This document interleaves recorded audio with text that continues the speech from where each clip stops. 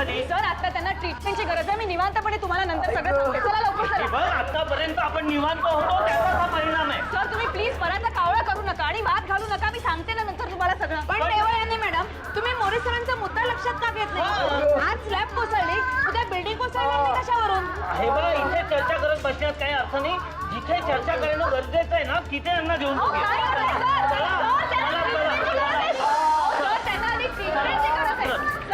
काय झालं हे मुलांना कसं काय लागलं? काय झालं त्यापेक्षा कुणामुळे झालं हे आधी विचारा ना सर. शांत व्हा मोरे सर, त्या विषयावर आपण नंतर बोलू. पण या मुलांच्या उपचाराचं काहीतरी करायला हवं ना. मोरे सर बरोबरच बोलतायत. शाळेचं ऍडमिनिस्ट्रेशनच या घटनेला जबाबदार आहे. हा एवढी मोठी दुर्घटना झाली आहे शाळेत त्याची जबाबदारी कोणीतरी स्वीकारलीच पाहिजे. मोरे सर मी जबाबदारी नाकारत नाहीये. देवयानी तू यांना घेऊन जा प्रथमोपचाराचं.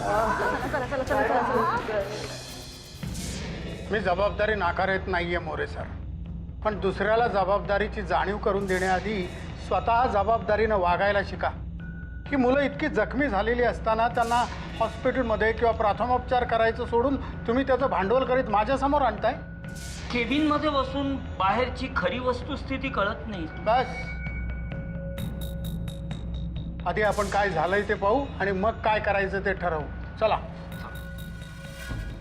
मोरोबा, ए मोरोबा, अरे मोर्या, अरे जरा 2 डबे तरी पोचव रे बाबा.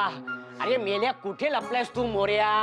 या आंधळ्या म्हातारीला अजून कुठे कुठे शोधावं लागणार आहे रे तुला मोर्या. मोरोबा रे काय चाललंय तुझं? अरे वा, कोण साक्षी का? ये ये ये ये. काय करतोयस हे? अगं गोदा काकूंचं भविष्य बघतोय. असं डोळे बंद करून? काय आहे, आम्ही ज्योतिष यांना फक्त भविष्य सांगू शकतो, बदलू तर शकत नाही ना. ठीक आहे, नाटकं पुरे झाली. डोळे उघड आणि सांग गोदा काकू कुठे गेली? अरे च्या, इकडे इकडे. अरे च्या, इथे आहेस होय? अगं ती डोळ्यांच्या डॉक्टरकडे गेलीये, म्हणून तर तिच्या पुढच्या भविष्याचा अंदाज घेत होतो. अरे पण देवने तर मला सांगितलं होतं तिला डॉक्टरांकडे घेऊन जायला. ती कोणासोबत गेलीये? त्या राज सोबत. राजला कोणी सांगितलं? त्याला कोणी सांगावं लागत नाही, हाच तर माझा मोठा प्रॉब्लेम आहे ना.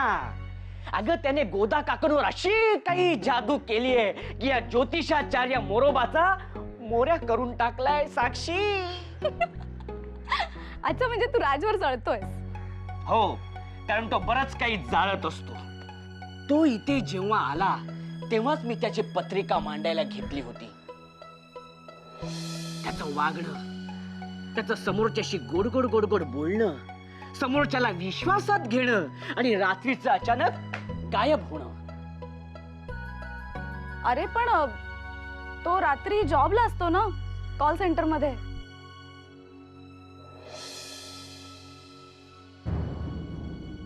रात्रीच्या ग्रहगोलांच्या स्थितीचा विचार करता आपल्याकडे जेव्हा रात्र असते तेव्हा परदेशात दिवस असतो हे मला मान्य आहे. पण कॉल सेंटर म्हणजे काय टेलिफोन बूथ नव्हे की त्याने रात्रभर फोन करावा, आम्ही बघत बसावं आणि त्यावर विश्वास ठेवावा. बरोबर, तुझं प्रत्येक गोष्टीत काहीतरी ना उलट करणं सुरू असतं, म्हणून गोदा काकू तुझ्यावर वैतागते. साक्षी, तुला ना काहीच कळत नाहीये. पण यात तुझी चूक नाही, कारण माझीच शनीपिढा चालू आहे. पण राजबद्दल मी जे काही सांगतोय ना ते नीट लक्षात ठेव. राजच्या कुंडलीतले सगळेच ग्रह एकाच वेळी वक्री होत चाललेत. मला तुझं भविष्य ऐकणं काही इंटरेस्ट नाहीये. साक्षी, सगळे थट्टा करतात माझ्या भविष्याची, म्हणून तूही करू नकोस. राजबद्दलचं माझं भविष्य कायम आहे. आणि एक लक्षात ठेव, राज आपल्याला धोका देणार.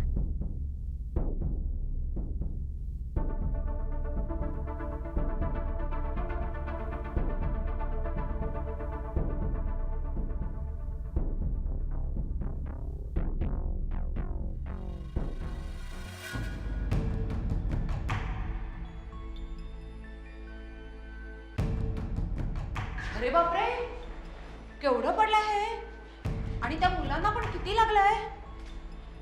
बापरे,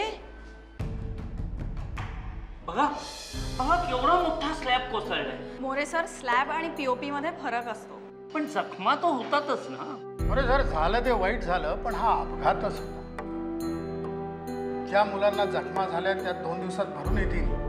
पण तुम्ही हा जो आरडाओरडा करताय ना, त्यांना मुलं शाळेत यायचंच थांबलं होतं. मुलांना कुठं बसवलं इथल्या? 3ऱ्या मजल्यावर. ठीक आहे. 2 दिवसात हे बांधकाम पूर्ण होईल, रूम स्वच्छ होईल, तेव्हा आपण त्यांना परत ही देऊ. हो. मला वाटतं या अपघाताची कल्पना रणवीर राजेंना द्यायला हवी. काय पत्की? हो ना, मलाही असंच वाटतं. त्यांना सांगायची काय गरज आहे? अहो ते ट्रस्टी आहे. अहो, यापूर्वी अनेक वाईट घटना या शाळेच्या बाबतीत घडल्या, तेव्हा तुम्हाला राजेश शिर्केंची आठवण आली नाही? पण त्यांनी देऊ केलेल्या मदतीमुळेच आपल्याला दुरुस्तीचं काम करायचंय, तेव्हा त्यांना ही कल्पना द्यायलाच हवी ना. काय पत्की? हो हो, अगदी बरोबर आहे तुमचं. अच्छा, म्हणजे हे सुद्धा तुम्हीच ठरवून मोकळे झालाय. मला मुलांच्या भवितव्याची तसंच त्यांच्या आयुष्याचीही काळजी आहे, म्हणून हे बोलतोय.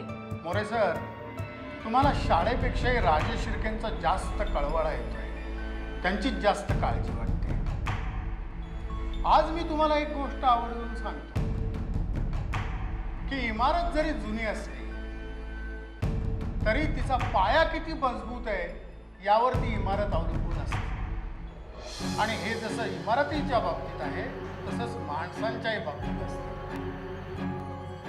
माणसाच्या मनाचा पाया किती भक्कम आहे याच्यावर तो संपूर्ण कारकीर्द उभारतो. तेव्हा साध्या स्लॅबच्या आणि POP पडल्याच्या गोष्टीचं एवढं अवलंबर माजवायचं तुम्हाला काही कारण नाही. चूड़ी ले लो चूड़ी, चूड़ी ले लो चूड़ी, चूड़ियाँ ले लो, हरी नीली पीली काली पीली चूड़ियाँ ले लो चूड़ियाँ, चूड़ी ले लो चूड़ी, चूड़ी ले लो. बहन जी चूड़ी ले लो. नको रे बाबा. अरे देख लो बहन जी, कांच इतना मजबूत है, बिल्कुल स्वाग की तरह. देख लो बहन जी, देख लो.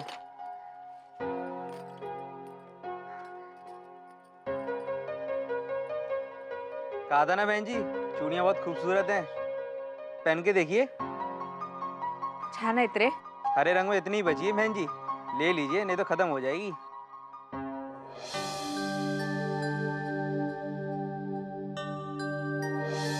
अरे वा, बांगड्या घेताय वाटतं. अगं छान छान रंग आहेत, तू ही बघ ना. रंग छान असून उपयोग काय? हिरव्या रंग नको? क्या रे? मैडम हरे रंग में तो सिर्फ इतनी ही चूड़ियाँ थी. अभी जो थी मैंने बहन जी को दे दी अभी. तेरे को मराठी कल्चर पता नहीं क्या? हरी बांगडी किसको देते हैं? तुला तरी सांगून काय उपयोग म्हणा? घेणाऱ्यांना कळायला नको का? देख, अगर वो हरी बांगड़ी तू मेरे को देगा ना तो बिना भाव किए मैं तेरे को 500 रुपया दूंगी. मेरे पास पैसा बहुत है.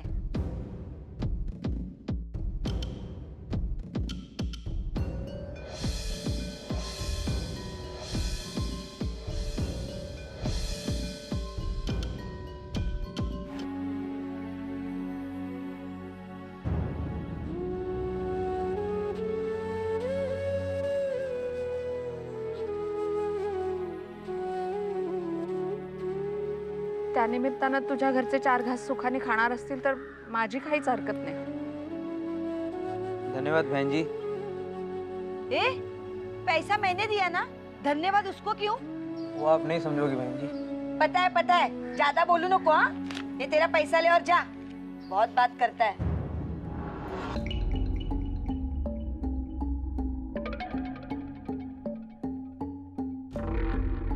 आता कशाला असं खोटं वागताय आणि हिरव्या बांगडीचा अट्टहास करताय?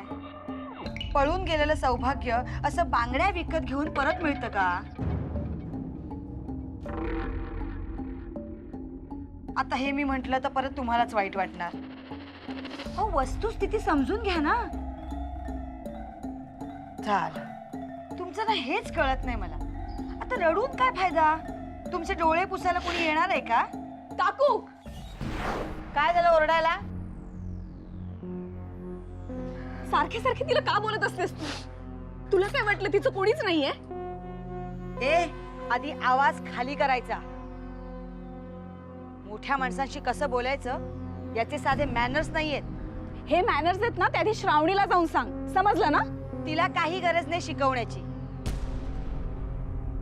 आपलं भलं कसं करायचं हे ती चांगलं जाणून आहे आणि तिने ते सिद्धही केलंय. तुमच्यासारखी ती भूतकाळात नाही रमत. आपले पळून गेलेले बाबा येतील आणि आपलं भलं करतील.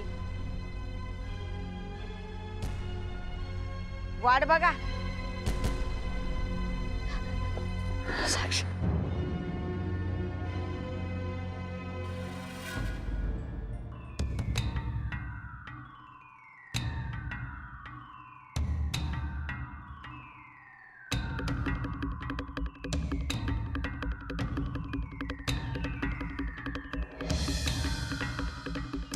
शाळेचं छत कोसळून मुलं जखमी झाली म्हणतात. हो ना, यावरून डीव्ही सोबत माझा बराच वाद झाला.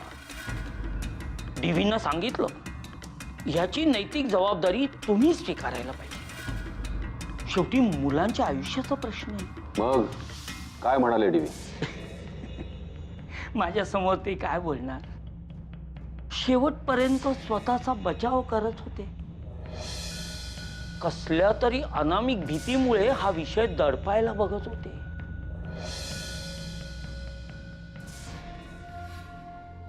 मोरे या तुम्ही.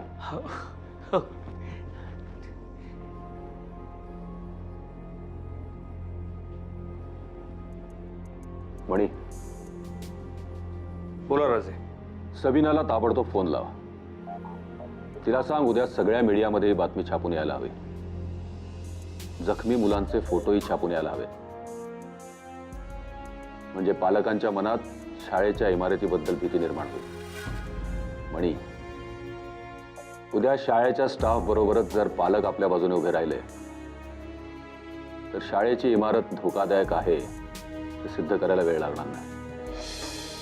ताबडतोब तयारीला लागा. हो राजे.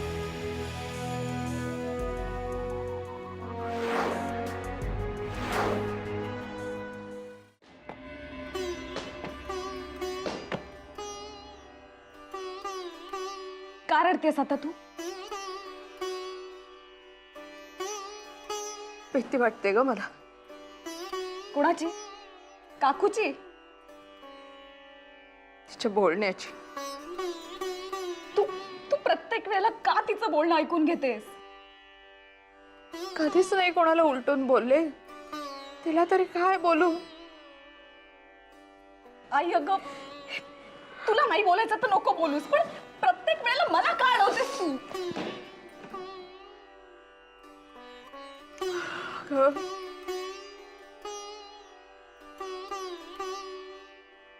मला भीती वाटते तिचं बोलणं खरं होईल याची.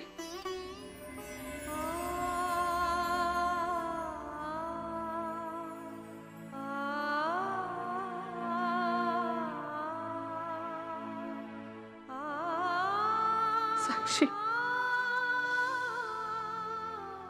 हे येतील ना? आई आई असं असं का बोलतेस तू? हे बघ, माझं मन मला सांगतंय आपले बाबा नक्की परत येतील एक दिवस. विश्वास ठेव माझ्यावर. अगं, या विश्वासावर तर जगत आले आजपर्यंत. घरात मी सगळीकडे वावरत असते, घरातली सगळी कामं करत असते, पण माझं मन मात्र त्यांच्या वाटेकडे डोळे लावून बसलेलं असतं.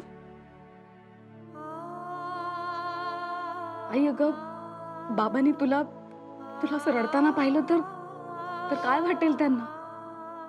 साक्षी आणि देवयानी असताना आई रडते. Very bad. पण आता इथून पुढे तुला रडवणाऱ्याला कसं रडवायचं ना ते मी बघेन. साक्षी, मला रडू नको म्हणतेस, आणि आता तुझ्याच डोळ्यात. मी आलेच.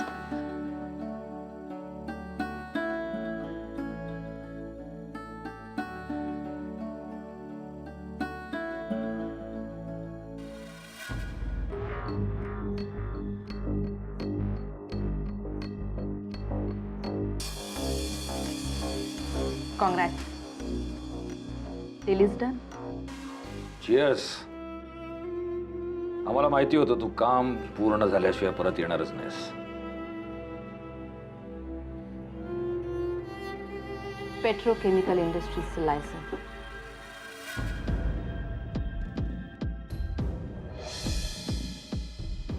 या कामात खूप रिस्क होती.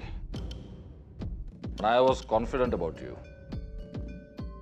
भल्या भल्याना लाखो रुपये खर्च करून सुद्धा अपॉइंटमेंट मिळत नव्हती. त्यांची अपॉइंटमेंट कुठे घ्यायची,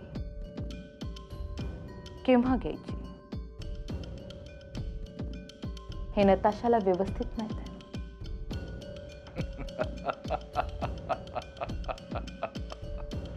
That's why you are the CEO of Rajesh Shirke Group of Industries. फक्त हे तुम्ही विक्रमादित्यला सांगा.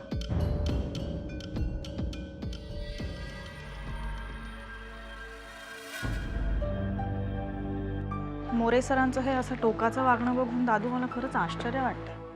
PUP कोसळणं हे केवळ निमित्त होतं. त्याच्या जागी दुसरं काही घडलं असतं ना तरी ते सगळे असंच वागले असते. लोक एवढे निष्ठुर कसे काय वागू शकतात? मला तर त्यांची कीव येते. स्वतःचं अस्तित्व विसरून जेव्हा ते दुसऱ्याच्या म्हणण्यासारखं वागू लागतात तेव्हा ते एक कळसूत्री भावल्या बनतात. त्यांच्याच लक्षात येत नाही. काय झालं? अरे काय नाही रे, शाळेत एक छोटासा अपघात झाला. त्याचा फायदा घेऊन सगळं राजकारण ढवळलं गेलं. हे सगळं हिच्यासमोर पहिल्यांदाच घडलं म्हणून ही थोडी अपसेट आहे. देऊ, या जगात परमेश्वरानंतर राजकारण हीच एक गोष्ट आहे जी चराचरात भिनलेली आहे. त्याला आपलं क्षेत्र तरी कसं काय अपवाद असेल? देऊ, ही सुरुवात आहे. हळूहळू तुला शाळेच्या अंतरंगाची माहिती होईल. आणि मी आणखी एक गोष्ट सांगतो. स्वर्गीय हंबीरराव राजे शिर्के विद्या मंदिरामध्ये स्लॅबचा तुकडा पडून अनेक मुलं जखमी झाली आहेत. जखमींचा नेमका आकडा अजून कळलेला नाही आहे. या दुर्घटनेमुळे शाळेच्या इमारतीच्या सुरक्षिततेबाबत प्रश्नचिन्ह निर्माण झाला आहे. याबाबत बोलताना रणवीर राजे म्हणाले की मुलांच्या सुरक्षिततेसाठी शाळेची नवीन इमारत बांधण्यात येईल. DV सरांची प्रतिक्रिया मात्र कळू शकली नाही. या घटनेनंतर सगळ्या स्तरावर हळहळ व्यक्त करण्यात येत आहे. शी, हे टीव्ही जे काय सांगितलं ना काका तेवढं काहीच घडलं नाहीये. हे लोक उगाच इश्यू बनवतात सगळ्याचा. बाबा, कोण आहे ती माणसं जी या राजेश शिर्केंना सामील आहेत? नाही, कारण कुणाला तरी हाताशी घेतल्याशिवाय ही लोक अशी स्टेटमेंट करूच शकत नाही. अरे चुकत असतील तरी ते माझेच लोक आहेत. पण मग ती माणसं सरळ सरळ तुमच्या विरोधात बंड करत असताना त्यांना पाठीशी घालण्यात काय मतलब आहे? अरे मोठमोठी माणसं आमिषाला बळी पडतात. ही तर तुझ्या माझ्यासारखी सामान्य माणसं आहेत. एक दिवस त्यांची चूक त्यांच्या लक्षात येईल. दादू, पण हा वाद आता कुठेतरी थांबायला हवा ना. आतापर्यंत हे सगळं शाळेच्या बाहेर होत होतं. आता ते सगळे शाळेच्या आत आलेत. दादू, आता जर तुम्ही ऍक्शन घेतली नाहीत ना तर काळजी करू नकोस. त्यांचं आव्हान परतून लावायला मी समर्थ आहे. पण बाबा, हा वाद असाच किती दिवस चालू ठेवणार आहात तुम्ही? सत्य उघडकीला येईपर्यंत.